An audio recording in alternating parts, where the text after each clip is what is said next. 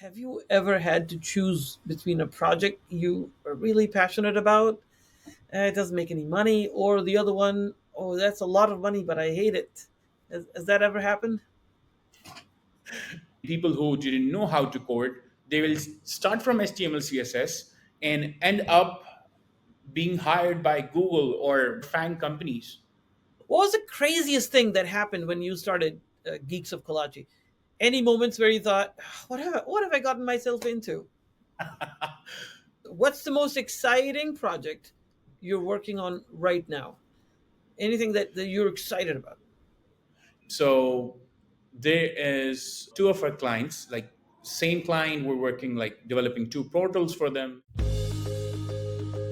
Welcome, everybody, to another episode of Mentoring Developers. Today, I'm talking to Zain Mustafa, who is a co founder, just a founder, learn more about this, of a tech company that he started from scratch, starting from being a freelancer. Then from there, he was able to grow it and grow his team, his dozens of employees. He's doing some exciting stuff, and it's a lot of lessons that you can learn from his experience. So, welcome, Zain. How are you? Thank you so much for this opportunity. We have been talking back and forth, and finally it's happening. So I'm doing great. Thank you. Thanks a lot. So we're going to get right into it. I know that in the past episodes, we go into a lot of background about where our guests have come from, and we're going to get into that. But I think the most important thing is that you are successful, you are in tech. But what was a moment or experience that made you say, this is it? I am diving into tech. So was it a love for problem solving, something you saw, pretty cool gadget, or something else that got you started? Like, I need to be in tech. Yeah. So from very early time, I was like learning to play with computers. Of course, everyone starts with gaming. So back in the time, like 2004, 5, I used to play a lot of games on computer. So at that was the time I wrote my first code. So it was me changing the possibilities of how the car reacts in Grand Theft Auto Vice City. So that was my first intro to how exactly like the computer works. So I would change the number for one car and like try to change what are the possibilities. So that was actually my first intro to the tech field. So later on, I also developed like a lot of different hobbies. Big for me was cricket. So when I was doing my bachelor's degree, I was given an opportunity to pursue a professional career in cricket. So I was like, why not? Let's give it a shot. So I spent like a year playing cricket and I figured out, so that's probably not for me. So that was the moment when I picked just one thing that I love doing since the early times, and then I started like giving more time to programming, and since then I haven't looked back to any other thing that I could have done better. Yeah, so everybody catches a bug at some point. It happens to everybody. The important thing is that when you get that itch, you know that you're onto something important, and then you go for it.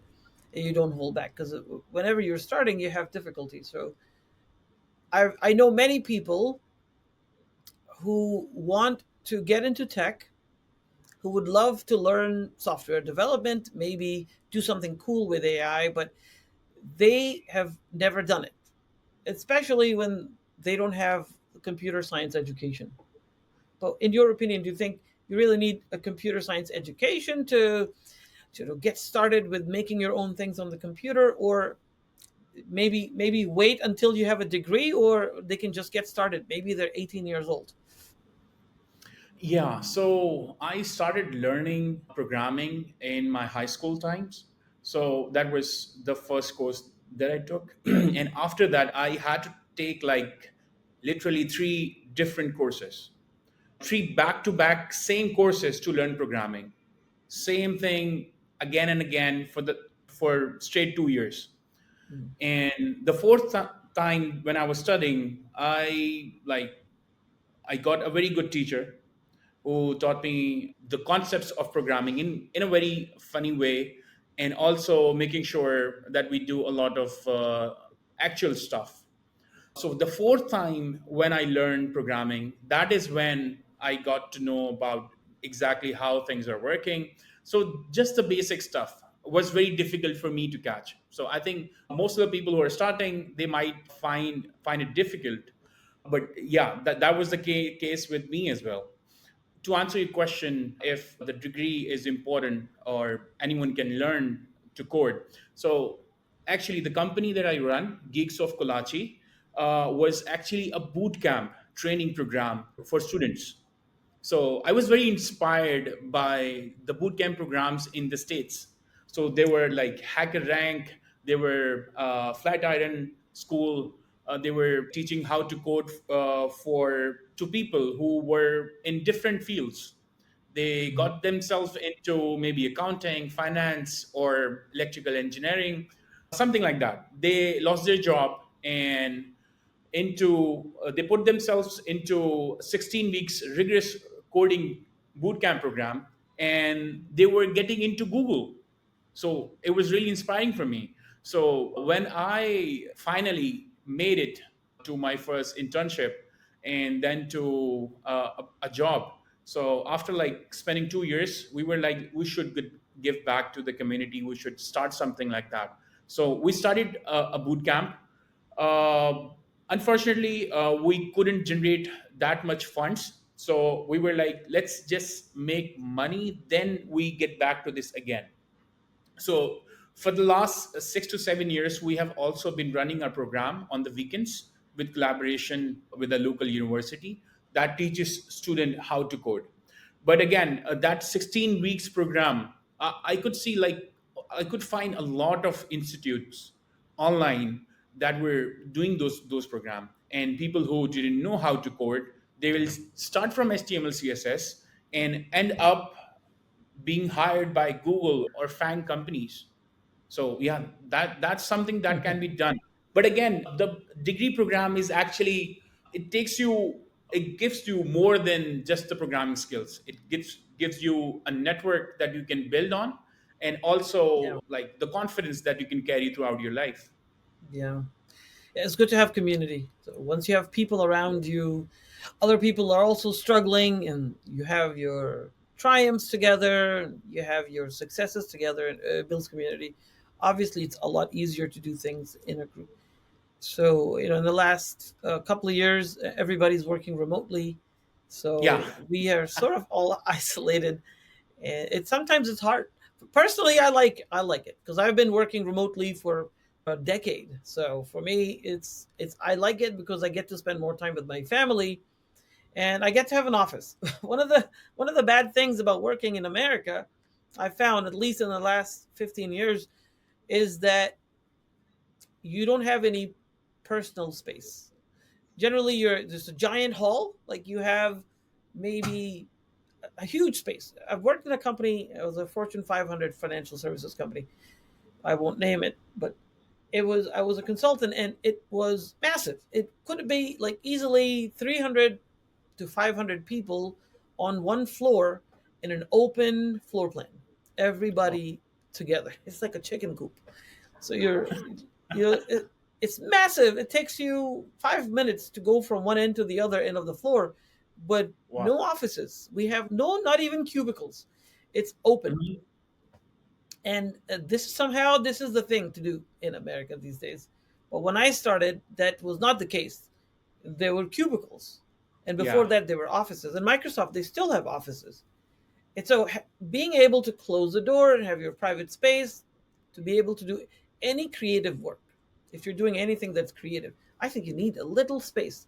You need to network, yes. It's important to have, other collaborations, but you don't always collaborate. Sometimes you just want to be in your space and do your thing.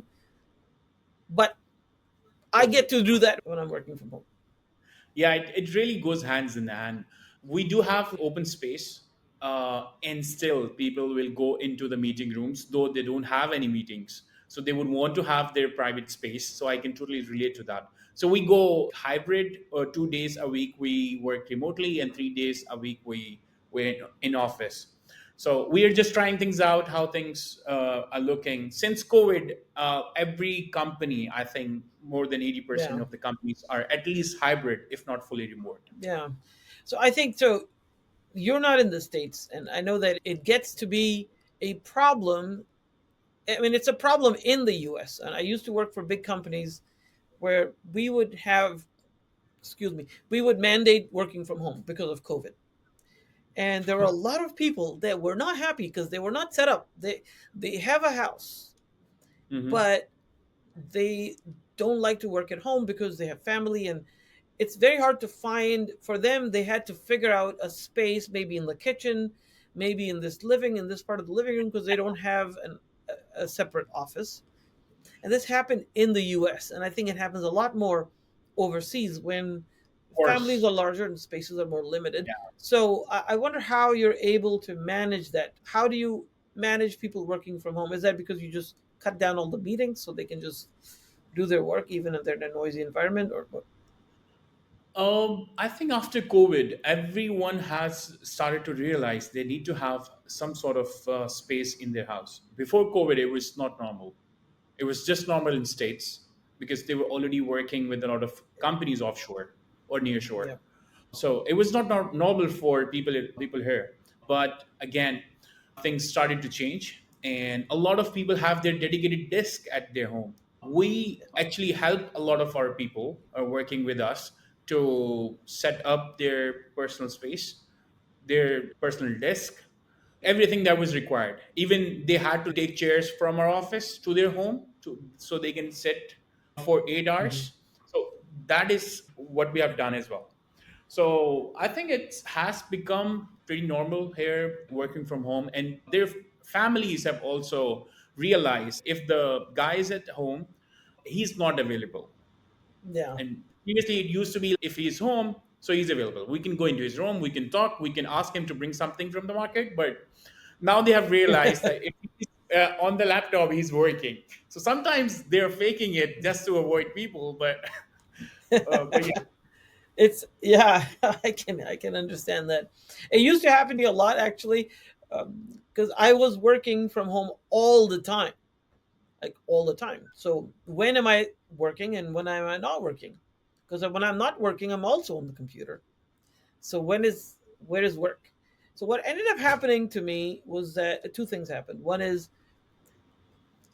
my mother lives with me, so I go down to get some food, and she thinks, "Oh, my son's done. He's done with his work." And then, no, I'm not. I'm still work. I'm just here.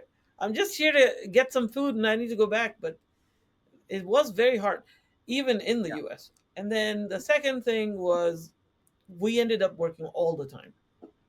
So I usually in large consulting companies, you work from Monday to Thursday at the client side, and then from there you Friday, basically Thursday night you fly back home. So you Thursday you work until about 3:30, and then you take your flight back home, and then Friday you're at home kind of relaxing, a little bit of work. But when travel stopped, so there was no such thing. There's no Thursday night I have to catch a flight. There's no Monday morning. Oh, coming in maybe at 10 a.m. from the flight. No, you have to start at 6, 7, 8 in the morning, and then you work all day, and then after that you stay late because you have to go somewhere.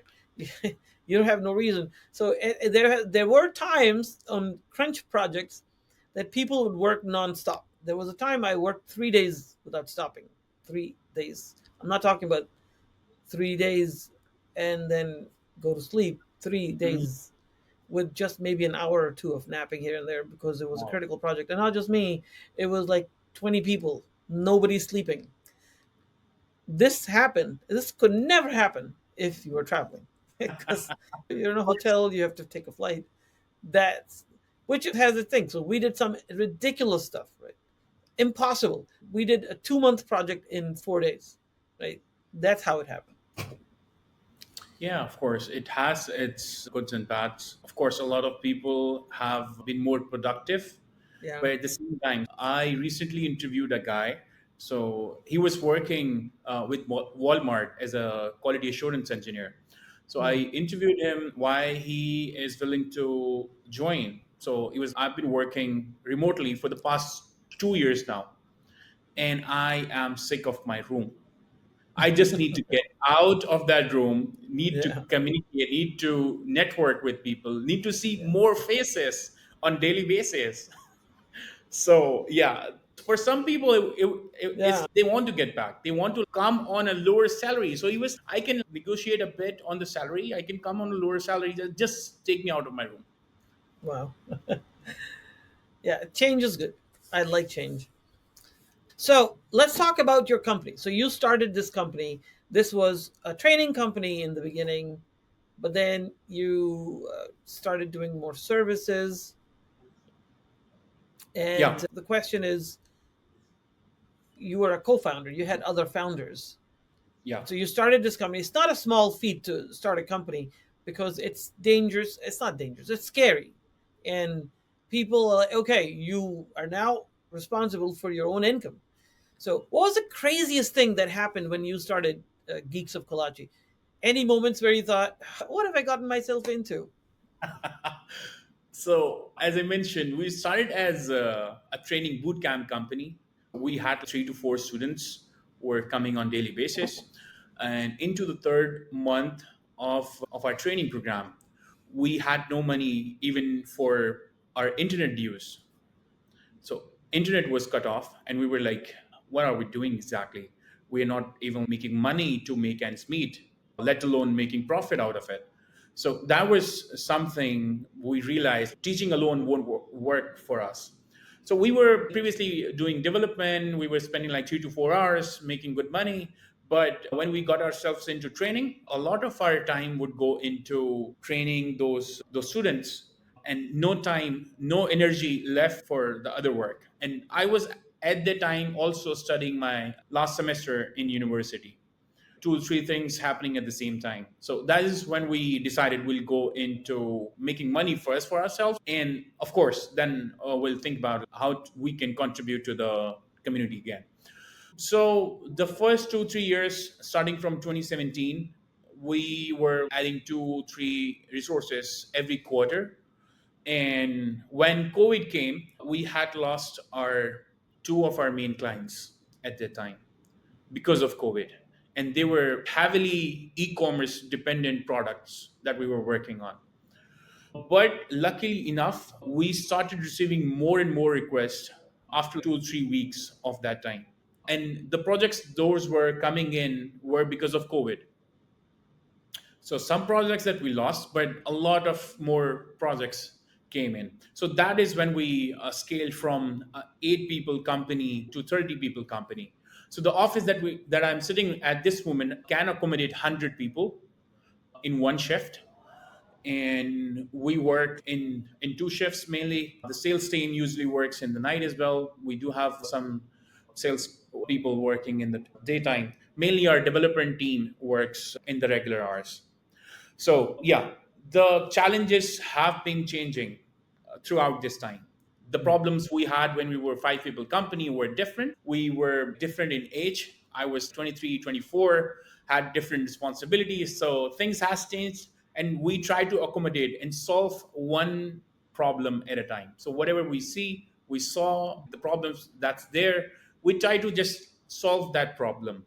Of course, in business, every day there is a new challenge, and you find yourself in a situation where you think, maybe I should opt for something else, or you get thoughts of this might end up not in a good place. But somehow or the other, if you are true with yourself, with your people that are working with us, and also to the clients especially that we are serving, somehow or the other we were getting clients from left and right we didn't know about. Mm. So that has happened quite a lot. And I think that's the thing with business. You never know where your next client will be coming from.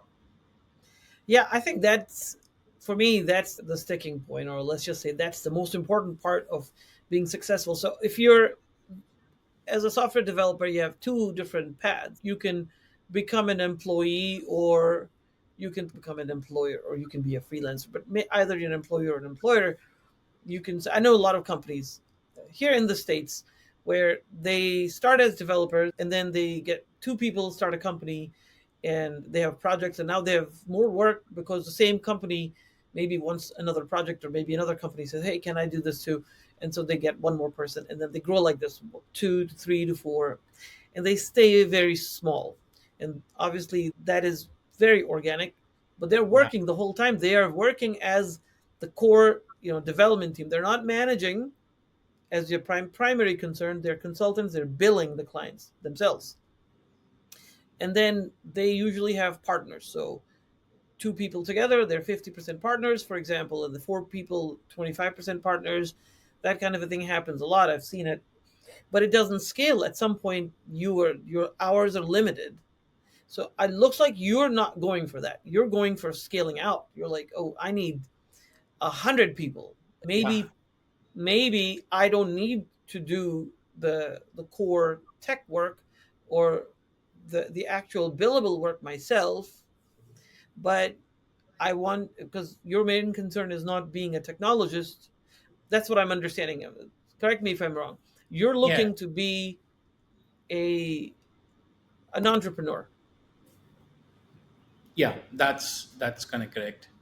The time that when we started, we were like two friends just doing our freelancing work. Mhm.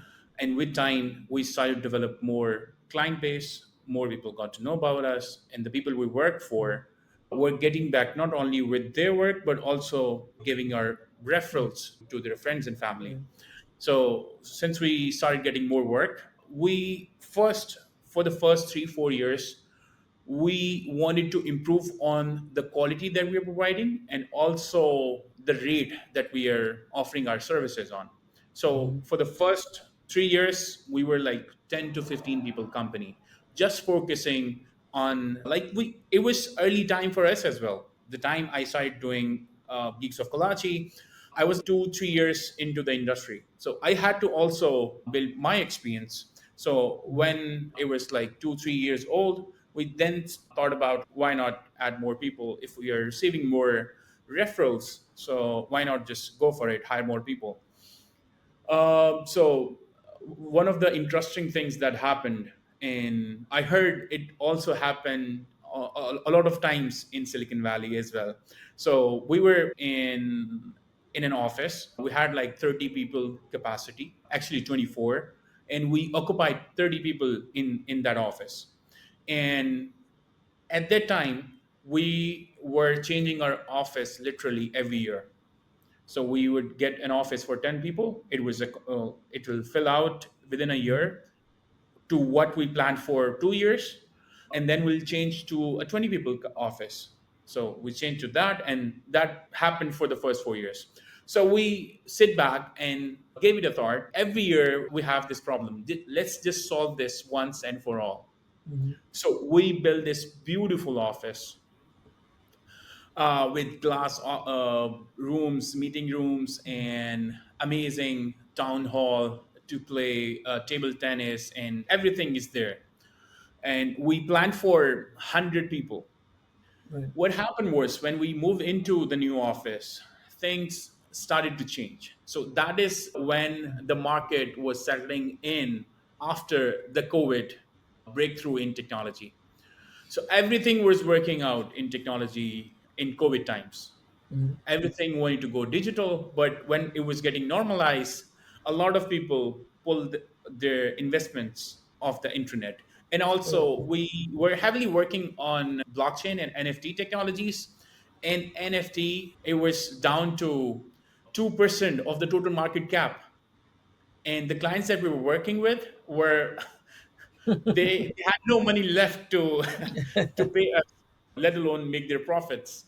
We were having our office of 100 people, only having 30 people in house. We planned to add 70 more people with 6 months time, and we lost two of our main clients. And it was the Great Wow. Depression coming again. But for somehow or the other, we tried to sail through that period as well for 2 3 months. Before that, we didn't have a dedicated sales team. Right. So we would get our client through referrals. and repeat work that we started off with back in 2017. Right. So let's suppose we work with a client initially for 2 3 years, and the CTO start like when the company exited the company we were working for, the CEO started his own different company, and the Right. CEO starting his own company. So we will get like two customers on board. So that is how we were getting our business. Everything was great. Whenever we used to talk with our friends, they were like, "How many salespeople you have?" And we'll be like, "That bro, Oh, we don't we have any sales. we just have the great work to show to the people, and Yeah. that's how we're getting sales." But when we lost our client, we were like, what to do, what process that we can follow. So Yeah. we were like talking to going back to those friends and asking them, do you have sales team and how is that structured? And I'm very thankful to the community here in Karachi, especially the friend circle that I have that I developed along that time. So we built a sales team that help us sail through, and Alhamdulillah, we have been growing since. That's great. So, what happens with when you're talking about sales? Obviously, you're talking about outbound sales. So you're reaching out to people. Hey, do you need my service? And there's obviously also the inbound where people coming to you because they heard about you or they found you on the internet or they googled you and they found you.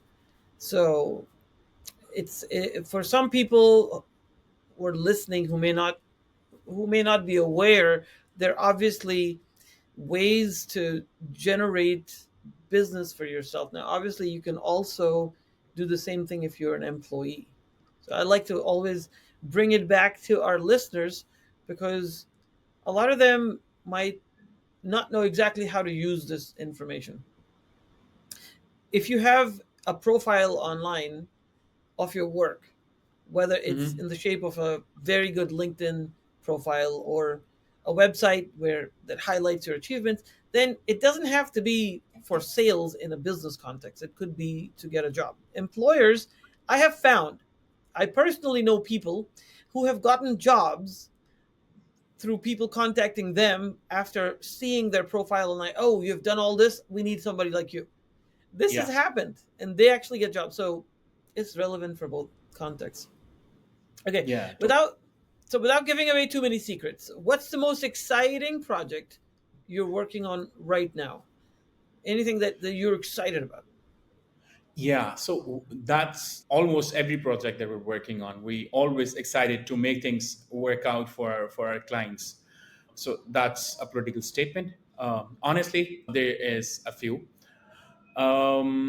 So there is two of our clients, like same client, we're working like developing two portals for them, AI generated, AI driven products. So one of them is an AI generated relocation expert. So in Pakistan, there are a lot of people who are interested in relocating.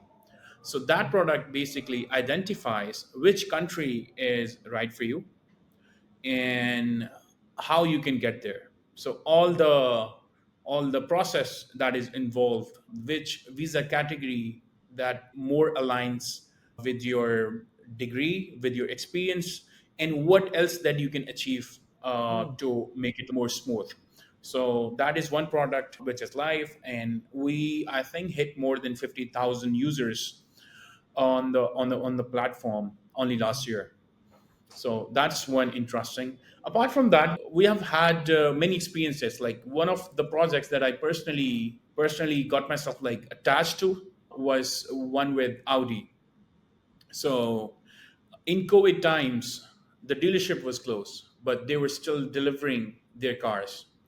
And another problem was whenever there is a launch of a new car, what they'll do, they'll deliver that car into that market. So if they are launching Audi e-tron GG, they'll send that car to San Francisco, to Dubai, to Tokyo, and then take the pictures of that car with the environment and then add into the brochures or social media marketing that needs to be done.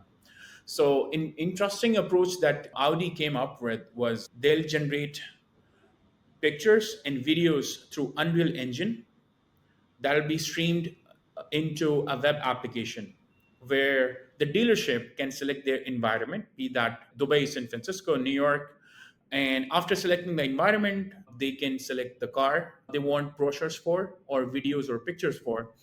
And they can select all the things that are there in the real environment. If they want nighttime, and it's raining, that can be done. And if you're seeing Audi e-tron and the new cars that are coming in from Audi, you will probably be seeing that platform generated content. So we were doing that in 2020, 21, and Wow. it was really amazing. It was so uncanny in terms of how it looked. It was so real. And we could generate videos of like the doors open, the lights open, and from interior and exterior. And the impact of that software, like reaching millions and millions of people, the software that we worked on. So it was really a humble experience being able Uh, to contribute. On top, the developers that were working with us were the contributors of React.js, Vue.js. They were actually the creators of Vue.js yeah. library. To the people who are not very technical, it's the library used to develop web applications. So Yeah. we got to work with a lot of amazing talent in that project, and everything was right about that. And when we were closing that, so the people who were working with me were there. They just want to continue working, continue contributing to the project. So yeah. That is exciting. Was it AI based, the generation? Because that's pretty early for AI. Yeah, it was not really AI. It was like Unreal Engine. They would create the background. They'll create the animation for the cars. And Unreal Engine already has a lot of things available in Right, it. right, right. So So the our assets, yeah, the yeah, audio, the video assets, or the actual images, they would obviously Audi would provide the team, exactly, and then would use exactly, that to, yeah. exactly. Unreal Engine is pretty amazing. Yeah, awesome. So here's a question: have you ever had to choose between a project you are really passionate about, it doesn't make any money, or the other one, oh, that's a lot of money, but I hate it? Has that ever happened? In business terms, it always most likely be money. Since we are in services industry, of course, budget matters a lot. But I have seen a lot of projects. I have personally gone through experiences where we didn't like the client or maybe the idea on the project.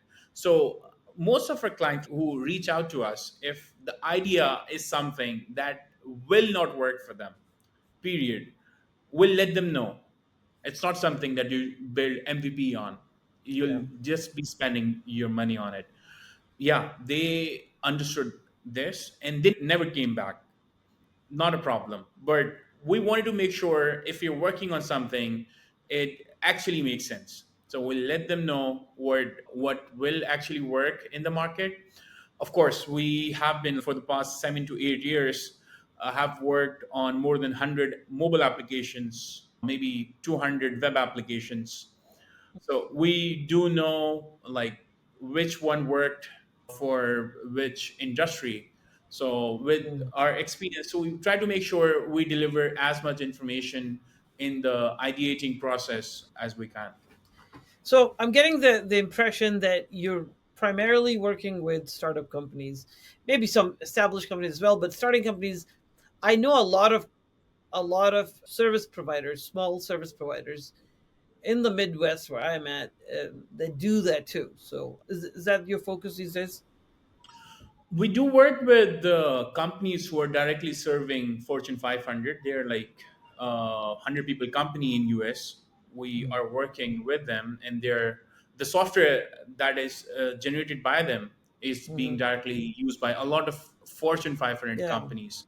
So we are working with large scale enterprise clients, and also a lot of our client base. It's actually true that we work with early startups, helping them make their MVPs and doing the validation on Yeah. their product ideas.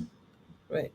And you're working on, I'm assuming, JavaScript based technology stacks, something like Node, React, Next, Vue. That's pretty much where we're at. Yeah, actually. So I started as an Angular mean stack developer back in Hmm. 2015. So it was actually something very inspiring that was happening back in 2012.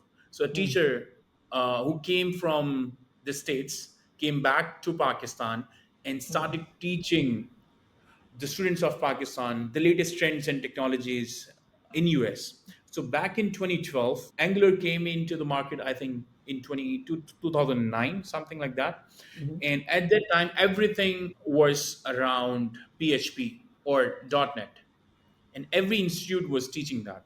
I was fortunate enough to got introduced into the JavaScript world, actually Angular. And at that time, we used to have INEC to build mobile application. One technology, Angular, can work on mobile and web, like both the platforms. So it was quite new at that time. And when we started doing the development, there were a lot of work available because a lot of the people were who started in 2005 or till 2010, they were working on PHP or .NET. So a lot less competition was there at that time. Speaking of 2024, it's the market again. The situation is PHP, WordPress, .NET of that times. So we now have our focus on LLMs. We have, I think, more than 10 projects that we did only last year on AI. So AI, of course, is the market shift that has happened. Yeah. uh, and we are really trying to tap into that market as well. Hmm. No, I think that's a right approach because it's still not prevalent. So there's a first mover advantage. You go in Yeah. there, and if you have 2 years of AI experience, you're one of any company who has 2 years of solid AI experience. It's very hard to top that. So starting early means you always have an advantage. But the word AI is also, I mean, is Yeah. used anything can be AI because I know many people just by typing a prompt in ChatGPT. You can get really good at doing prompt engineering. Yeah. But so interesting. So I was actually doing some research to see, Hmm. okay, what are the types of things that companies are working on. I'm not plugged into the companies for the last year or so. I've been traveling. I went to 6 or 7 different countries last year or a year ago, Hmm. and Awesome. I was but just building my education platform, and I was exploring multiple countries. I had a good time. My kids had a great time. But when I came back, everything had changed because when I left, I had never heard of ChatGPT. Uh-huh. ChatGPT blew up while I was away. So when I came back, I was like, what's going on? So I had to really catch up. And then, of course, I learned about generative AI, LLMs, and so many other companies are in the mix. And so I have been keeping up now. I got the ChatGPT Plus subscription recently. I use Claude. I use Perspective. Is it Perspective? Forgetting, but I never use it. So I use ChatGPT, the 4.0 model. I use that. And now I'm learning about, okay, how do you make your own models, all that stuff. This it's a lot of Yeah. stuff, but when I do a search on the job boards that I see in the US to see, okay, who's hiring for this, who's hiring for that, I almost see nothing. So at least established old companies, I haven't heard a lot of work, but I know there's a work that's being done. So maybe it's more constrained than companies, or maybe they're startup companies. So if you worked at 10 AI, that's a lot of projects, almost one every month. What is the type of work that you're seeing that's coming down? So almost every industry would want to know how AI can help them out. So that's we normally start off with a lot of companies. So companies in health tech has reached us out. Companies in e-commerce space wanting to know how AI can help them out. So almost every industry They literally want to know how AI can help them out. It's exactly the situation how it used to be with blockchain back in 2017, 2018. Hmm. Everyone wanted to know how blockchain can help them grow, help them make more money out of it. Mainly, we did SaaS products out of those more or less 10 products that we did last year. They were mainly SaaS, software as a service products. In terms of industries, one of the interesting things that is going to happen is in educational sector. So another cool project that we did was actually in education space. So if you are someone who has 2 3 years of experience, or even if you are in your university, so you can upload your resume and the skills that you know at this moment. Hmm. So the AI program will let you know how you can improve on the international scores where you at. Zen Mustafa wants to upload his resume into that application. So that application will let me know where do I stand out of maybe out of 5, and if I get a score of 3.5 or 4, how can I improve on this? So it will recommend me courses online according to the background, the skill set that I already have, and how I can improve on this. I think we got more than 100,000 users on this platform. It goes by the name skillscore.com.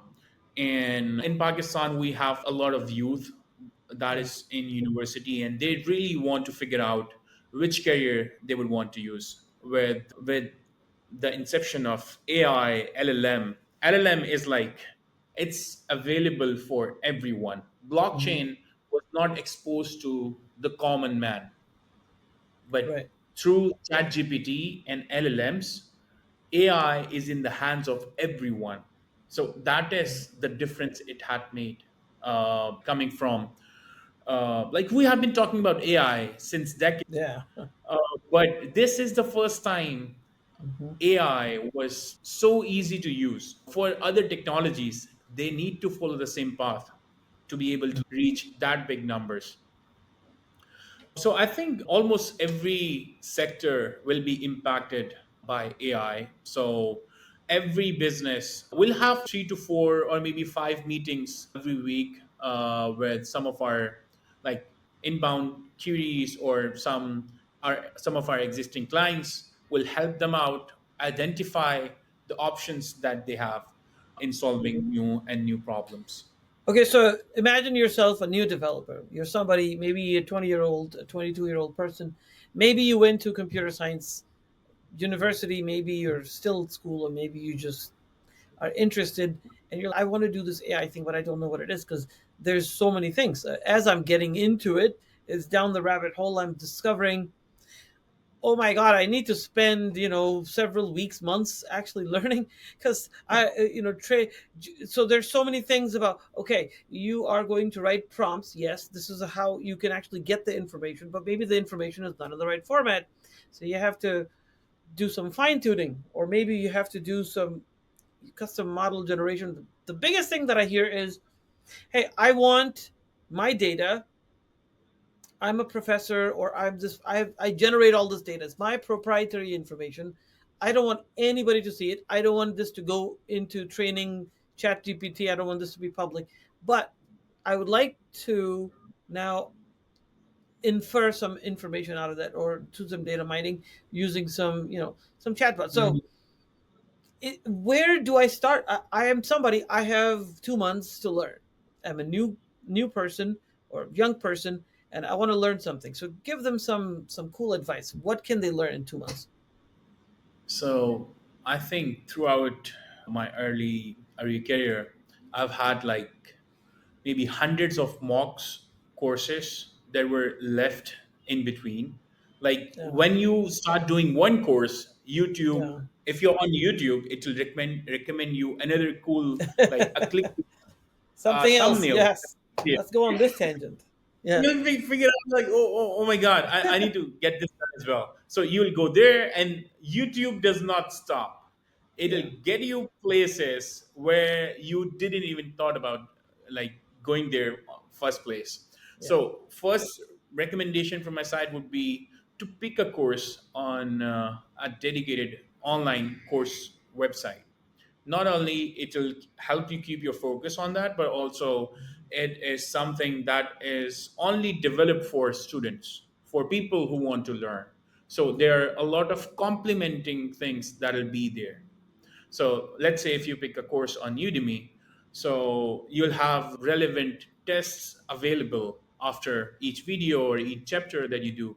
So that's something I figured along the lines when a few of the more courses, just to convince that I completed, they were on those websites. They were not Yeah. on YouTube. So you'll see a series of videos of nine, maybe nine video playlists. The first video will have 10 million, the second will have 5, and it drops down to maybe 50,000 for the last one. So yeah, Yeah. that's the ratio. That's the thing that you can see. So don't consider yourself different from others. So Yeah. you'll get like you will caught up. You'll get caught up by the Yeah. thumbnails, by the clickbait on YouTube. Yeah. So figure out a platform that is available and pick just one thing first, and try to make sure that you also talk to the community. So a lot of on these websites you'll find forums, you'll find community. So start talking to people who are new. So that will also help you get along, get moving every day. So in my early times, when I was learning how to program the fourth time, I was about to quit. So a friend of mine was like, uh, if we're coming here, if we're coming to this place, at least we're spending in a like good environment. We'll what else we could do instead of spending 2 hours here at the institute. We can spend this time maybe playing cricket or watching a movie back home. So why not just be here available, if even if we are not understanding a bit of what the teacher is teaching. We I just somehow managed to like get convinced by that idea. So after 2 3 months, I really got serious about it because some of the topics really clicked, and that is how my journey began. So my suggestion, of course, will be to pick a platform independent of YouTube, spend some money, not a lot of cool options and cheap options available, and also try to talk to people, talk to community, be that the forums, be that groups on LinkedIn, Facebook, or maybe Discord channel. Yeah. So that's good. Good advice. We have to wrap up very soon. We're a little bit over, but the conversation is going really well. We may have to have you back for going a little bit deeper into some of the topics because for personally, I'm very interested. I want to learn. We always learn from each other, but I think there's more to talk from the AI point of view because we need to get into what specific thing they can learn. What is the thing that they focus on? But again, this is maybe a topic for another time. Before we close, I just have one last thing. I'll let you talk about your how do people get in touch with you, and if they want to work with you, maybe they want to give you some business or hey these are some cool people, who give you some good projects, and let's work together. We will go into that. But before that, this is something that I really wanted to know. If you could implant one mindset or habit into every developer's brain, like okay, I can just turn a switch on and now they have this thing, what would it be? Because there's some things that you wish developers had so you could hire more of them and they fit right into your team and they're successful, and that means you're successful. What is that one mindset or habit? So I have seen like I'll confess I was not really that good of a developer, but the good developers that I've seen, or the good work, some of the good work that I did, was only done through being curious. Like, what if I Hmm. do it the other way? What if I search it online and see if there are any other approach available? What if I implement a different algorithm? Let's just try it out. So being curious is the most common habit that I've seen in developers, or the work that I did that I'm proud of, where I was being able to produce that work only being curious. So that's something I've seen a lot of people doing that, and the people who do open source. So that's also out of their curiosity, like let's just try to like work on this idea. Let's see if I have some other people around community who think likewise. In the conferences that I've attended worldwide, they'll just discuss ideas in technology space. Like that's how Angular came out. That's how React.js was built by Facebook, and even they had like React and Angular. That's how the developers came up with the idea for VJS. I think the second most popular framework at this moment. So curiosity is a common thing that is a common trait that I've seen in good developers. Yep. Excellent. Yeah. Always be curious, but don't be so curious that you go and click on every link on YouTube. So don't be so curious. Control your Yeah. curiosity a little bit. Yes. Okay. All right, Zane. So it was excellent meeting you, and I think the audience would have greatly benefited from you, and maybe they can benefit more by working with you on if they have any projects, especially in AI these days, or any, you have a team of 100 plus people, or roughly 100 people that they are ready to work, and they're working in all time zones. Right, 2 shifts means that if I'm in the U.S. and it's nighttime for you, there's somebody could be there live working for you, Definitely. and Someone available to talk, someone available to yeah, work. that's excellent. And it's not just the workers, but also people who are managing it. So you have people who can actually be the liaison and Yeah. talk. So you have people who have good English skills, they have good technical skills, and then it's possible that if you want something quickly, someone could be working at night, and then somebody else could pick up that work tomorrow. Because one thing that I was curious about, and we have to wrap up, but the one thing that I was curious about is, are you getting projects and just giving it to people as you have them available, or is it that you have somebody who's maybe augmenting someone, staff aug type thing, like, okay, I have 2 developers here and 1 designer here for you? Yeah. So it's like a combination.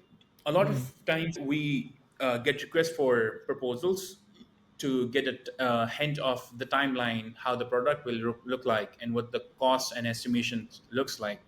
So we do that, and what we prefer personally is to like staff augment and or like not individuals but a whole team that includes software architects, designers, developers, testers, and project managers. Mm. So the whole team is working on one idea. So that's what we prefer, but a lot of time we do get some Right. inputs for or incoming queries for estimations. All right, you heard it here, folks. If you guys want to get in touch with Zane, how do they get in touch with you? So they What's a can reach me out at zen@geeksofkolachi.com or happy at geeksofkolachi.com. They can find us like everywhere. We are on LinkedIn. We are okay? on www.geeksofkolachi.com, Facebook, Instagram, like literally everywhere. You search the name Geeks of Kolachi. That's why it was picked. It's so SEO friendly that Nobody in else has thought about that. Yeah, it's so unique. No, you nail that. You nail that right in the head. You'll hit that nail right on the head. It's perfect. Yeah, one of the problems that I have with some of the projects that I work on is they're so common. Like my podcast is mentoring developers. And by the yeah, way, I could there are a imagine. million of there are so many people that are doing something to do with mentoring and developers, and also developers could mean real estate developers. So it's Oh yeah, but that's a problem with not having a unique name. But I started many years ago, and that's what it is. All right, that's good. everybody. Thank you very much, Zane. Stay on the call. We'll Okay. keep talking. We'll end the show here. And to everybody who's watching, go to mentoringdevelopers.com/, episode 97 for show notes and bios and links and all that good stuff.